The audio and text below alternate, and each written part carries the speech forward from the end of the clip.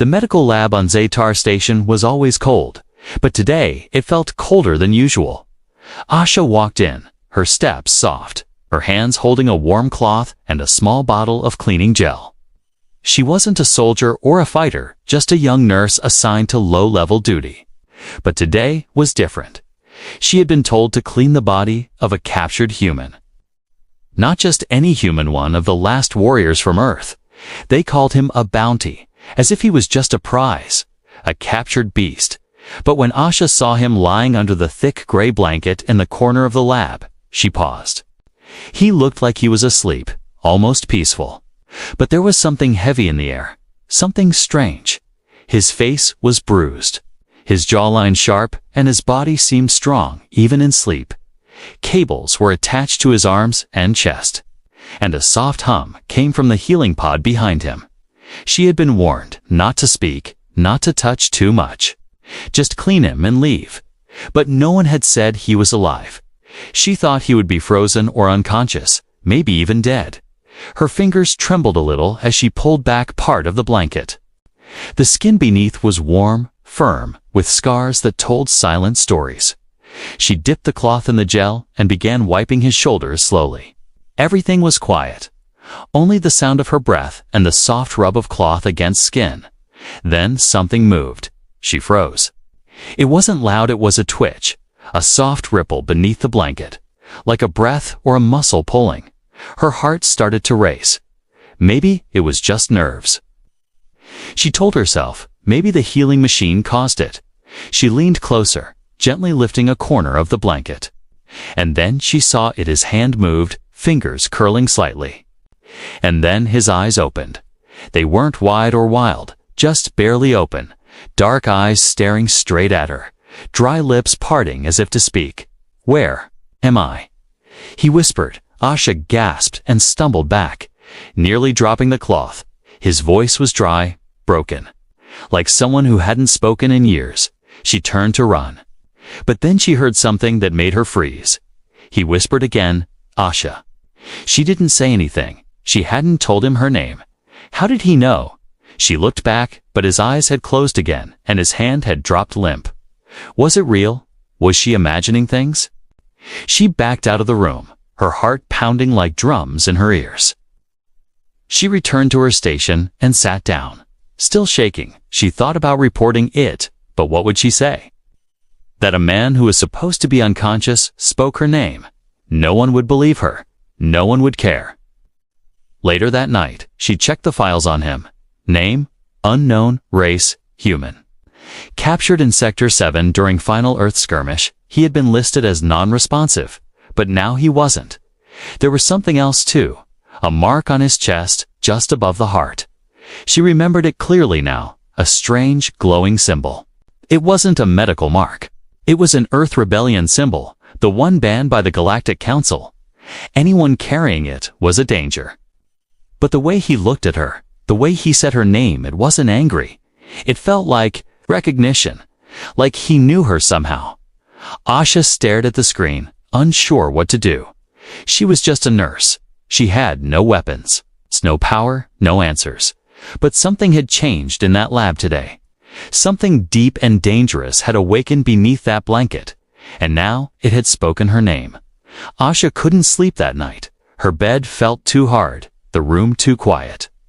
But it wasn't the cold or the silence that kept her awake. It was that whisper. The way the human said her name.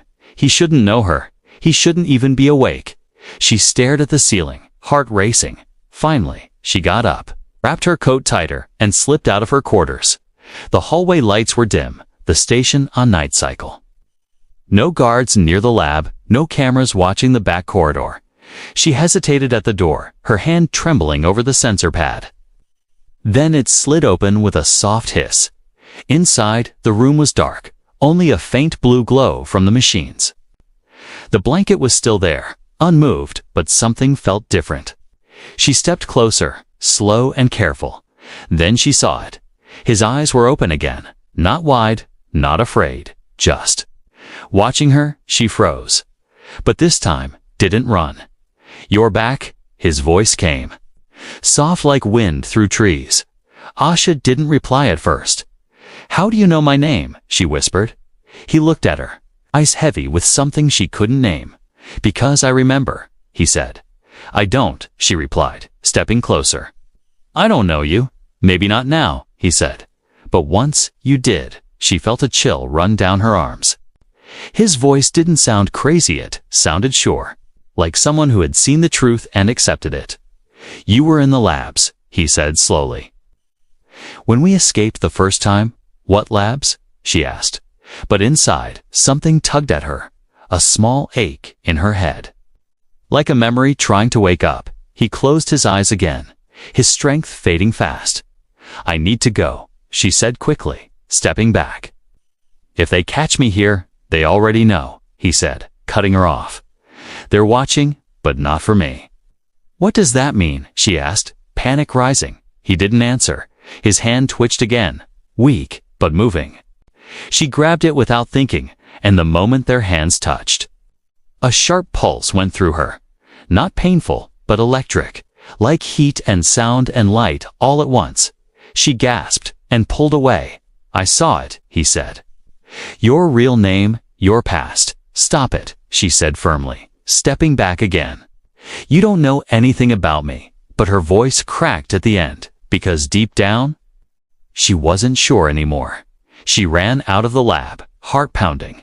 She didn't look back, but for the rest of the night, she kept hearing that voice in her head. You saved me once, it said, over and over. You saved me once. Next morning, she avoided the lab, took new duties. Stayed in the kitchens and laundry room, just to avoid being near him. But when she checked her comms pad later, she saw something strange. A message sent from an unknown source. No ID, no location code. It was a single line. Don't trust the files. Her breath caught. She tried to delete it, but it wouldn't vanish. Then another line appeared. They changed your records. Not your soul. Aja turned off the device, scared it was being tracked. She rushed to the medical archive center, logged in using her old clearance code. She opened her own file name, rank, birth date, all correct. But then she noticed something odd. The date of her first assignment was only 3 years ago. She had memories from long before that. Childhood, training, first aid classes, but none of it was in the system. Her early life blank. She looked up Kale's file again. It was still listed as classified, with most data locked, but the words experimental subject kept appearing, and a project name she'd never seen before. Echo phased that night. She couldn't stay away. She returned to the lab, not as a nurse, but as a girl with too many questions. Kale was still awake, waiting. He looked weak, but peaceful. You saw it, didn't you? He asked. She nodded slowly. Do you still think I'm a monster? He asked, his voice quiet. No, she said. I think we both are. The lights on Zetar station flickered again. It had become normal these days. The way power pulsed like a heartbeat. But inside the restricted lab, it wasn't normal. It was a warning. Kale was changing. Asha watched him from the shadows, her mind spinning with everything she had learned. His body was still weak, but healing faster than the machines could explain. His skin no longer looked bruised, his breathing stronger with every hour. The healing pod's monitors blinked red now, because he was dying, but because the system couldn't understand what he was becoming. Earlier that day, a doctor had tried to inject him with another round of sedatives. The moment the needle touched his skin, the pod exploded with static. Sparks flew, and the doctor was thrown back like he'd been shocked by lightning. The guards thought it was just a malfunction, but Asha knew better. She stood near the pod now, arms folded tightly. What are you? She asked, voice low. Kale's eyes opened, calm and strange. I don't know anymore, he said. But I remember what they did to me. He spoke slowly, the words broken but clear. They took me from Earth after the last stand. Put wires in me, tested my blood, changed my cells. Why? Asha asked. Because I was immune to their gas, he said. The one they used to wipe out the last human colonies. She remembered hearing stories about that. A chemical cloud that melted bones and blinded even the strongest soldiers. but somehow he had survived it. They didn't know how, he said. So they tried to turn me into a weapon. The room buzzed with electricity again. The lights dimmed for a second, then returned. Every time he got emotional, the systems reacted. Asha had never seen anything like it. He wasn't just surviving, he was feeding off the station's energy. "We need to get you out of here," she said quickly. Kale didn't respond at first. Then he looked at her and whispered, "They already know I'm awake." She froze. "They're coming for you too," he added. "For helping me." Suddenly, her comms device lit up with a flashing red alert. Her Nemusha Ren was listed under surveillance watch. A team had been dispatched to search her quarters. She had no time. "We need to move now," she said. Grabbing his hand, he tried to stand but staggered. Too weak to walk alone, she supported him, placing his arm around her shoulder. "We'll go through the waste corridor," she whispered. No cameras, no guards at night. They slipped into the side hallway. Dim and silent, Asha dragged a cleaning cart ahead of them and helped Kale crawl inside. She covered him with supplies, cloth, and old wraps, just enough to hide the shape of his body. As she pushed the cart forward, 2 security officers passed her. One of them glanced at her but said nothing. She forced herself to smile and nod. The cart rolled forward slow, steady, every second heavier than the last. They reached the outer sector gate, where trash was dumped into deep orbit. Asha used an override code to open the sealed hatch.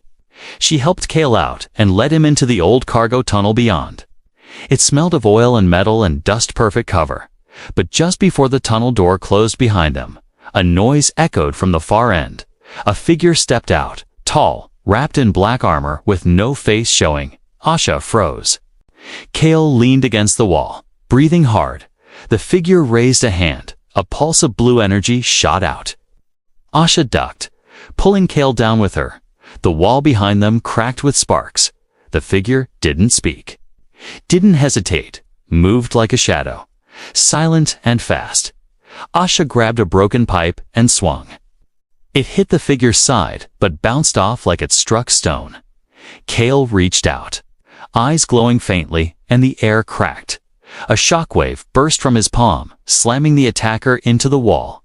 For a second, everything was still. Then the figure vanished, dissolved into dust and static. Kale fell to his knees, shaking. "You're not just human," Asha whispered. Kale looked at her with tired eyes and said, "Neither are you." The escape was never planned. Asha had no map, no code, no idea where they'd end up. All she had was a half-awake human weapon by her side and a secret the Empire would kill for. Her boots splashed through puddles as she dragged Kale through the maintenance tunnel. Each step echoed louder than the last. The walls were tight, made from machines, not people. But it was the only way left behind them. The alarm had not gone off yet, but it would. Asha knew the faceless attacker wouldn't have acted alone. Something deeper was at work. Something silent and deadly. "We can't stop here," she whispered. Kale nodded weakly, but his body leaned heavier against hers. His breathing grew sharp, his face pale. "You're burning up," she said, touching his forehead. He shook his head slowly. "It's not fever, it's activation." She didn't know what that meant. Only that his body seemed to be drawing heat, pulling static from the air. His veins shimmered faintly under the skin like blue fire. He was changing faster now, and time was running out. They reached an old service lift trusted, half-broken, but still powered. Asha slapped the panel and prayed. The lift whined and jerked downward, lights flickering above them. Every second felt like a lifetime. Kale leaned back against the wall, whispering something under his breath. "What are you saying?" she asked. He looked at her, voice low. "They're tracking us by my pulse. Can you stop it?" she asked. "I can't," he whispered, "but I can slow it down." He closed his eyes and pressed a hand against his chest. The blue glow faded slightly. The lift moved faster. They dropped down 4 levels before it stopped with a heavy jolt. The doors opened to Darkness Sector C, shut down years ago. No light, no guards, No cameras, only silence. They stepped into the shadows. Broken crates lined the walls. Old tools scattered the floor. Asha grabbed a piece of fabric from one box and wrapped it around Kale's shoulders. "You're shaking," she said. He smiled weakly. "It's not cold, just the system inside me trying to adapt." Suddenly, a loud clank echoed behind them. A drone hovered into view. Red light blinking. They ducked, hiding behind a crate. The drone scanned the area slowly, then moved on. But Asha knew more would follow. They needed to leave the station now. She led Kale deeper into the sector until they reached the edge of the freight bay. There, under dust and scrap, sat a small maintenance pod, barely functional, but enough for short travel. Asha rushed to the control panel. Fingers flying across the screen. The system stuttered, but she forced it to boot. "Can it fly?" Kale asked, voice raspy. "Only if we don't crash right after," she replied. The door to the bay slammed open behind them. 3 guards entered. Fully armored, weapons drawn. They didn't speak, they just aimed. Kale tried to stand, but his knees buckled. Asha didn't wait. She grabbed a flare stick from the floor and smashed it against the wall. A blinding flash filled the bay. The guards shouted, blinded. Kale raised a shaky arm, his palm glowing. A shockwave burst from his body, knocking the guards off their feet. The lights exploded overhead, glass raining down. Inside, now Asha shouted. Helping him into the pod, she slammed the hatch shut and pulled the ignition lever. The engines roared to life with a rough scream. The pod shook as it lifted off, rattling with every move. Outside, the guards recovered and opened fire. Bullets hit the side of the pod, sparks flying. Asha pushed the throttle, and the pod shot forward through the cargo exit. Steel doors burst open as they escaped into open orbit. The stars spread around them like cold fire. The station faded behind them. Lights flashing, sirens screaming inside the pod. Asha leaned over Kale, who was unconscious again, but his chest still rose and fell. He was alive, and they were free for now. But freedom came with a price. The Empire would come for them. They would hunt her for helping him, and she still didn't understand the truth, why Kale's power was growing. And why? When she touched him, something inside her had changed too. The pod floated quietly near a shattered moonbase. Its engines cooling inside, Asha wiped Kale's forehead, his skin hot and glowing softly. He had passed out after the shockwave, his body still recovering. Outside the window, stars blinked in silence, but she felt eyes watching. They had no food, no water, only half a tank of air. Asha needed to think fast. She checked the nav screen. There was an abandoned mining colony close by. No official patrols, no Empire flags. It was risky, but it was their only chance. She landed the pod behind a rusted tower, hidden under scrap piles. The colony looked dead, broken wires, flickering lights, dry air, but there were signs of life, boot prints in the dust. Power readings underground. Asha wrapped Kale in a blanket and pulled him across the rocky ground. She followed an old cable line into a storage hall. Inside, it was warmer, the air thick. She laid him on a crate and looked for anything useful. Then she heard the voice. "You brought him here," it said, cold and sharp. She turned fast, eyes wide. A tall figure stepped from the shadows, black coat, metal mask, and eyes that glowed red. "How do you know who he is?" she asked, backing away. The figure didn't answer right away. Instead, he said, "The real question is, do you know who you are?" Asha shook her head. Confused, "I'm a nurse," she said. "No." The voice replied, stepping closer. "You're Echo 9, the missing subject." She froze, the words hitting like ice. "What are you talking about?" she whispered. The masked figure pulled out a data chip and tossed it toward her. It landed at her feet. Blinking, she picked it up and activated it. Old images, flash files marked classified, photos of her as a child, not in a home, but in a lab. Standing beside Kale, their hands tied together, small, afraid. Tears filled her eyes. "I don't remember this," she said softly. "They made sure you wouldn't." The figure replied, "They erased your memories, gave you a new name, a new job." "So you'd never find him again?" "Why?" she asked, her voice breaking. "Because you were both too powerful. He said you and him were supposed to be the Empire's final weapon, but they couldn't control you." She shook her head. "You're lying." He took off his mask slowly, revealing a face filled with scars. "One eye mechanical. I was your handler. Before the purge," he said, "I was the one ordered to kill you both. But I didn't." Asha couldn't believe it. Her whole life was a lie, even her name, even her memories. Behind her, Kale stirred, eyes blinking open. He looked at the man and frowned. "You?" Kale said weakly. "You betrayed us." The man looked down, ashamed. "I did what I had to," he said, "but now I want to fix it." Asha stepped between them, her voice trembling. "Why should we trust you?" "Because they sent someone else to finish what I wouldn't," he replied. "And she's already on her way." Suddenly, the walls shook. Asha looked outside. 2 drones zipped through the sky, scanning for heat. The man tossed her a device. "Use this Citadel mask, your signal for a few hours." "What about you?" she asked. "I'll stall them," he said. Drawing a plasma blade, "I've got nothing left to lose." Asha grabbed Kale's arm, helping him up. "You good to move?" she asked. He nodded, still weak but aware. The masked man turned toward the door, blade humming. "Run," he said. They escaped through a side tunnel, the ground shaking behind them. Explosions lit the sky above. Kale leaned against Asha as they fled. "Why did you protect me?" he asked softly. She looked at him, tears in her eyes.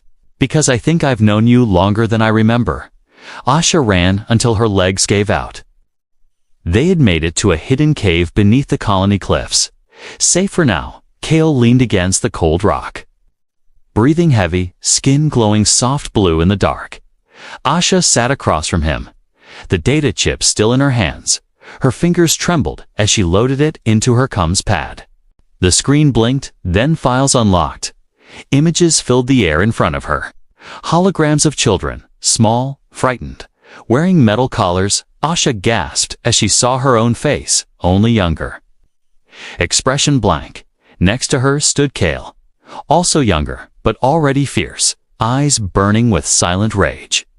"I remember this place," Kale whispered. "I was 6 when they brought us here." Asha shook her head. "I don't remember any of it." "You weren't meant to," he replied, voice soft. "They wiped you. Made you forget because you were the strongest." Asha looked up, confused. "The strongest," she repeated. Kale nodded slowly. "You weren't just another child. Asha, you were their key. The one who could bond with energy from all 5 alien systems." The words made no sense, but her heart beat faster. Images flashed to Ganusha in a glowing chamber. Hands lifted, light pouring from her eyes.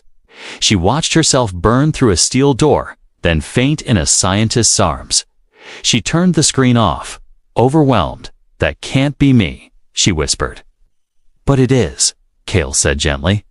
"That's why they erased you. They were afraid." Tears welled in her eyes. "If I was so powerful, why do I feel broken now?" Kale reached out and touched her hand. "Because they broke us both. But we're not finished."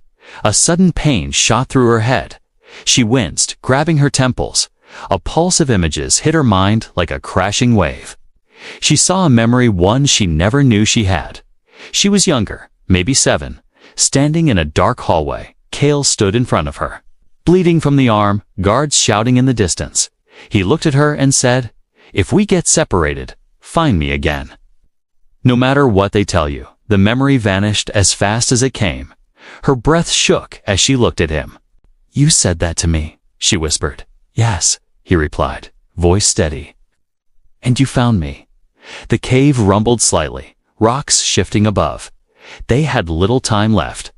Asha stood, strength returning to her legs. "We have to go back," she said. "Back?" Kale asked, confused. "To where it started, to the core facility." She said, eyes glowing faintly. They still have our files. Our blueprints. If we don't destroy it, they'll just make more like us. Kale nodded slowly. But it's suicide, he warned. Maybe, she said, but if we don't stop them, no one will. They packed what little they had. Asha wrapped her hands in cloth and drew a shock rod from the wall. Kale tied his arm with wire to keep it steady. His powers were unstable, but stronger than before. He looked at her, a small smile on his face. You remember more now, he said. Yes, she replied, and I'm not afraid of it anymore, as they stepped out into the cold wind. The sky above was filled with red streak Empire patrols, searching. They would have to move through shadow and silence. But Asha wasn't the same girl who once wiped down a prisoner on a lab table. She was more. She was Echo 9, and her memory was no longer missing. It had returned, and with it her fire. The Empire's core facility loomed in the distance. Asha and Kale stood on a high ridge, watching the giant silver towers pulse with blue light. Surrounding it were force fields, drones, and patrol ships circling like vultures. Kale looked weak, but fire burned in his eyes. Asha gripped his hand tightly, her skin glowing faintly.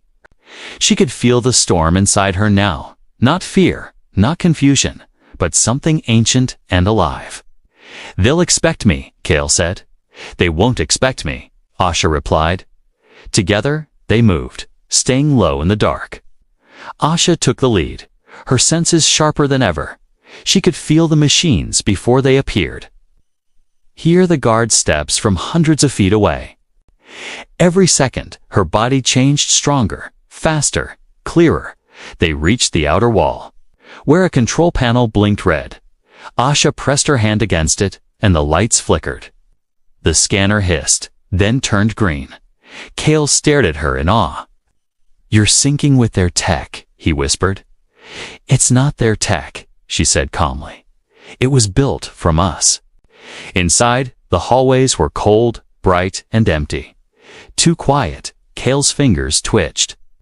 They know we're here, he said. Asha nodded, then let them come. Suddenly, the floor opened, and a wave of drones shot up.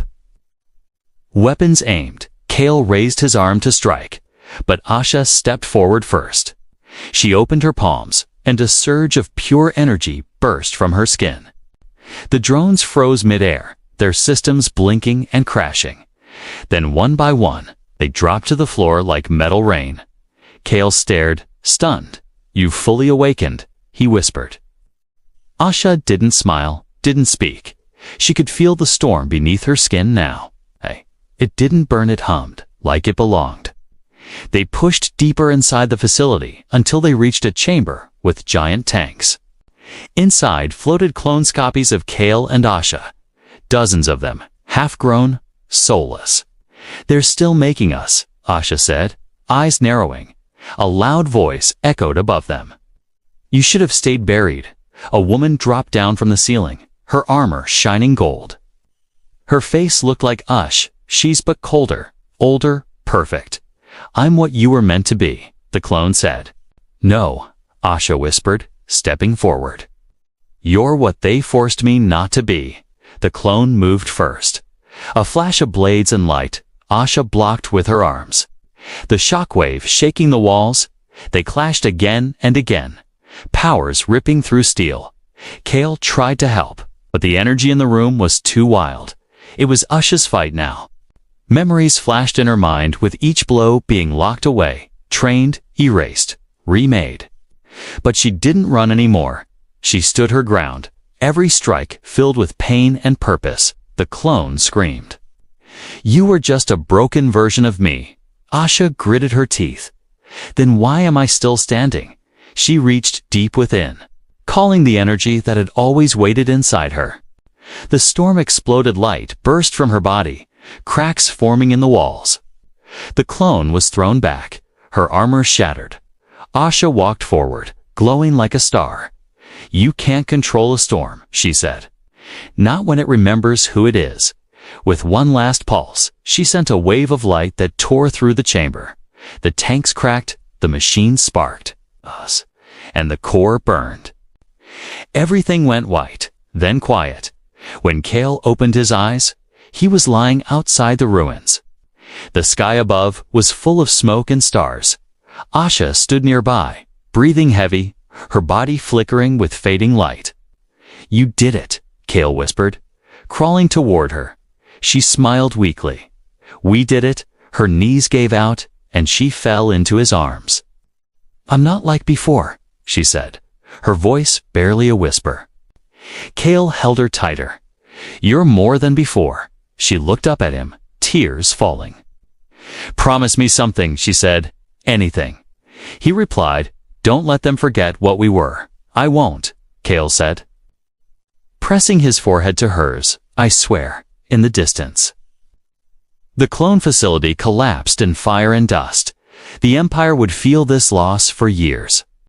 But in that moment, Asha and Kale didn't care about war or history. They had remembered who they were, and they had chosen to be free, together.